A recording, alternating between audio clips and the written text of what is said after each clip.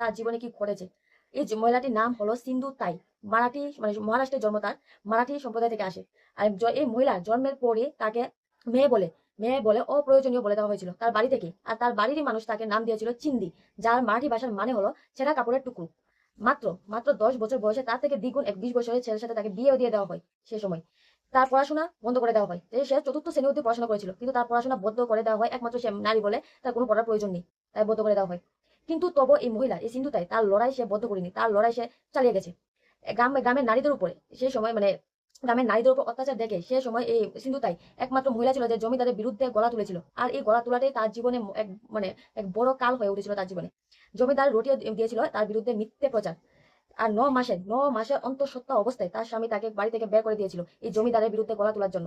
আর আর সে একা এক অন্ধকারে গোয়ালার ঘরে মানে যেখানে গরু বেঁধে বেঁধে রাখা হয় রাতের বেলায়, সেখানে তার সন্তানের সে জন্ম দেয়। আর এই জন্ম দেওয়ার পরও তার নারী কাটার জন্য কেউ লোক ছিল না, সে পাথর দিয়ে সেই নারী নিজে কেটেছিল।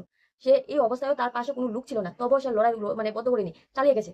আর সেই বাচ্চাটাকে নিয়ে তার এই সন্তানকে নিয়ে সে তার নিজের বাপের বাড়িতেও গিয়েছিল, কিন্তু বাপের বাড়িতে সে তার নিজের মা তাকে ওই বাড়িতে জায়গা দেয়নি থাকার জন্য। তারপরও সে অনেকবার আত্মহত্যার চেষ্টা করেছে যে মরে যাবে, কি করবে, তার জীবন এত মানে অন্ধকার ছিল। কিন্তু সে মরতেও গিয়েও বেঁচে গেছে, মরেনি। আর ট্রেনে তারপর যখন তার মরার আর মরা মানে ছেড়ে দিয়েছিল, তারপর সে জীবন যাপন করার জন্য ট্রেনে গান গেয়ে দিন কাটাতো, কিছু টাকা পেতো তার খিদা মেটানোর জন্য। আর সে একটা সময় এরকম দিন গিয়েছে তার জীবনে যে সে শ্মশান ঘাটে মরার আগুনের উপর রুটি ছেঁকে খেতে হয়েছে এই মহিলার। তবে সে তার জীবনের যুদ্ধ কোনো সময় থামিনি, চালিয়ে গেছে তার যুদ্ধ। মানুষ মানুষ দেখে তাকে একটা মনে করতো যে ভূত, কিন্তু আসলে সে ভূত ছিল না, সে ছিল একটা মানুষ। তার জীবনে তার লড়াইয়ের জন্য সে এইসব করতে বাধ্য হয়েছে। এ ছিল সিন্ধু তাই। এর যে মহিলাটার নাম, তার নাম সিন্ধু তাই। কেউ কল্পনা করতে নেই তার মতন যদি কেউ জীবন হতো হতো হতো, তাহলে সে দুদিনের মধ্যে আসে না কোনো ডিসিশন নিয়ে নিত করার জন্য।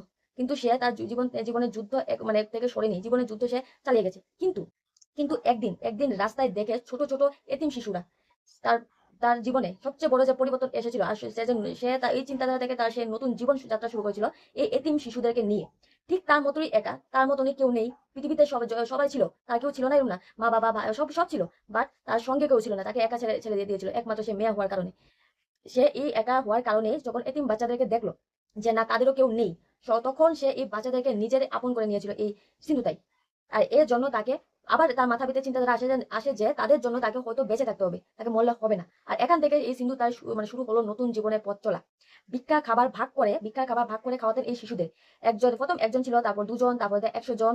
নিজের মেয়ে পর্যন্ত, যে সন্তানটা ওই সিন্ধু তাই ছিল, নিজের সন্তানকেও অন্যের কাছে দিয়েছিল এই মহিলা। কারণ যদি নিজের সন্তান তার পাশে থাকে, হয়তো সে ওই মাতৃত্ব ভাগটা সবার জন্য এক সমান থাকতো না, তার জন্য সে ওই বাচ্চাটাকে অন্য কেউকে দিয়ে দিয়েছিল সেই সময় এই মহিলা।